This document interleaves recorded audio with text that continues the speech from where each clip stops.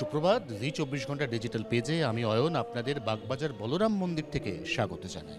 কেন আজকে আমরা বলরাম মন্দির এসেছি সেসব কথা বলবো, তার আগে ঠাকুরের একটু দর্শন আপনাদের প্রত্যেককে করিয়ে দিচ্ছি আমরা। এই দর্শন পাওয়ার জন্য বহু মানুষ দূর দূরান্ত থেকে এখানে ইতিমধ্যেই এসেছেন, কিন্তু যারা এখনো পর্যন্ত আসতে পারেনি তাদের জন্য জি 24 ঘন্টা ডিজিটাল পেজ আপনাদের সরাসরি এই মুহূর্তে বলরাম মন্দিরের যে মন্দির প্রাঙ্গণে ঠাকুর শ্রী শ্রী রামকৃষ্ণদেব, স্বামী বিবেকানন্দ এবং মা শারদামণি তার পুজো এবং বিশেষ অর্চনা, তার যে তোড়জোড় চলছে, আমরা এই মুহূর্তে সেই ছবিও দেখতে পাচ্ছি। তার সঙ্গে অবশ্যই এখানে যে সমস্ত ভক্ত ইতিমধ্যে এসে উপস্থিত হয়েছেন কলকাতার নানা প্রান্ত থেকে, উত্তর শহরতলি থেকে শুরু করে দক্ষিণ শহরতলি পর্যন্ত, তাদের ছবি আপনারা দেখুন। এবং তারপর যেটা আগেই বলছিলাম যে আজকের দিনটার মাহাত্ম্যটা কোন জায়গায়, এটা আমাদেরকে একটু জানানোর বা বোঝানোর জন্য এই মুহূর্তে এই বলরাম মন্দির প্রাঙ্গণ থেকে রয়েছেন গোপেন বসু, রামকৃষ্ণ বিষয়ক বিশেষজ্ঞ। আমরা একটু তার সাথে কথা বলবো যে আজকে তো একই সঙ্গে দুটি কারণে আজকের এই দিনটা খুব তাৎপর্যপূর্ণ গোপেনবাবু।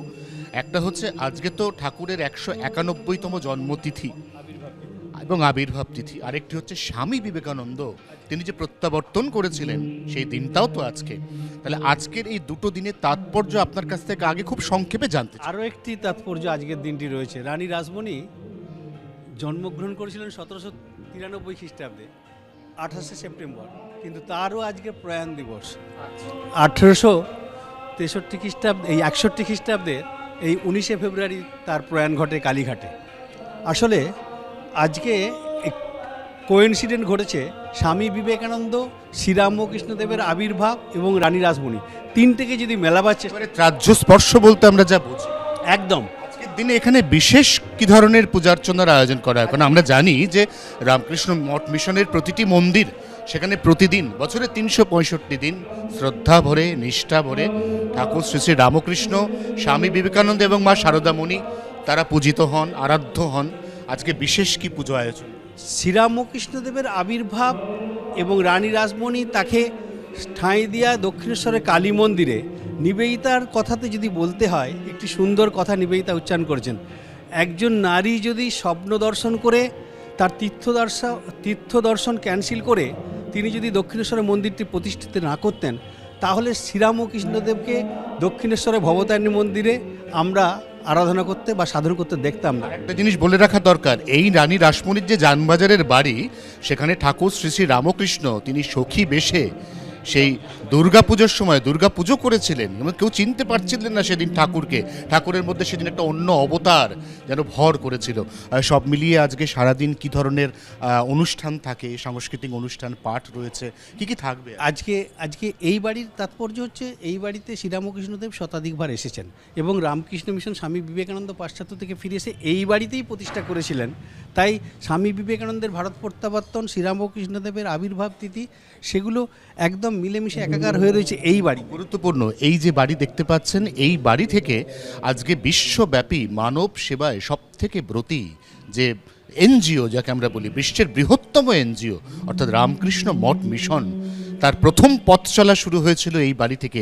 এই প্রত্যেকটি থাম, এই বারান্দা, এই দালান, সমস্ত কিছুর সঙ্গে একেবারে রামকৃষ্ণ মঠ এবং মিশনের যে জয়যাত্রা, সেই জয়যাত্রা জড়িয়ে রয়েছে। এবং যেমনটা গোপেনবাবু আমাদের বলছিলেন যে এই জয়যাত্রার সঙ্গে সঙ্গে এই প্রত্যেক বছরই বিশেষ দিনটি আজকে তো একেবারে ত্রাহ্যস্পর্শ, যেমনটা উনিও বললেন। এই বিশেষ দিনটিতে আজকে একদিকে যেমন নিচে আমরা দেখতে পাচ্ছি রামকৃষ্ণের ভক্তি গান চলছে, রামকৃষ্ণ মন্দির সেখানে ইতিমধ্যেই দরজা খুলে গিয়েছে, অগণিত ভক্ত ইতিমধ্যে এসে গিয়েছেন, আরও ভক্ত সংকীর্তন দিয়ে শুরু হয়েছিল। মঙ্গল আরতির পরে 6টার সময় উষা নগর কীর্তন দিয়ে এই আজকের দিনটি তাৎপর্য শুরু হয়েছিল এইখানে। আর সবচেয়ে মজার ব্যাপার, শ্রীরামকৃষ্ণদেব এর বার্তা, উদার বার্তা, যে বিশ্ব কল্যাণের জন্য তার আবির্ভাব, সেই বার্তা স্বামী বিবেকানন্দ চিকাগোতে পৌঁছে দিয়েছিলেন এবং তিনি চিকাগোতে পৌঁছে দিয়ে ভারতবর্ষকে রোমারোলার ভাষাতে এই ঘুমন্ত জাতিটাকে জাগিয়ে দেওয়ার জন্য পাশ্চাত্য থেকে ফিরে এসে 19শে ফেব্রুয়ারি কলকাতায় শিয়ালদা স্টেশনে যখন পৌঁছালেন, সেখান থেকে ঘোড়ার গাড়িতে করে তাকে যখন নিয়ে আসছিল, এই গ্রাম বাংলা তথা কলকাতা শহরের যুবকরা সেই ঘোড়ার গাড়ির ঘোড়াগুলোকে ফেলে দিয়ে, সরিয়ে দিয়ে তারা নিজেরাই ঘোড়া সেজে গাড়িটিকে টেনে নিয়ে এসেছিলেন এবং এই বাগবাজার দিয়ে পশুপতি বোসের বাড়িতে গিয়ে তাদের সমস্ত গুরুভাই পার্শ্বদের নিয়ে সেখানে একসাথে খাওয়া দাওয়া করেন, তারপরে আলমবাজার মঠে তারা পৌঁছান।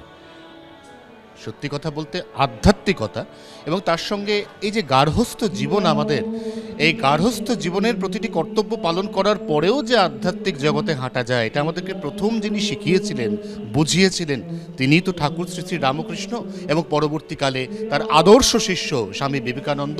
তাদের স্মৃতি বিচরিত বাগবাজারের এই বলরাম মন্দির আজ সারাদিন উৎসব মুখর। জি 24 ঘন্টার জন্য ক্যামেরায় জয়ন্তর সঙ্গে অয়ন, কলকাতা। বাংলার আওয়াজ, বাঙালির আবেগ, জি 24 ঘন্টা।